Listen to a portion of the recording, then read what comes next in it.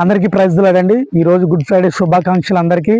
మరి good Friday అంటే మంచి శుక్రవారం, యేసు ప్రభువు వారు శిలువ మీద మరణించిన రోజు, యావత్ ప్రపంచమంతా జరుపుకునే పండుగ గుడ్ ఫ్రైడే, మంచి శుక్రవారం. ఆకాశానికి భూమికి మధ్యలో నా ప్రభు నీ కొరకే చనిపోయాడు.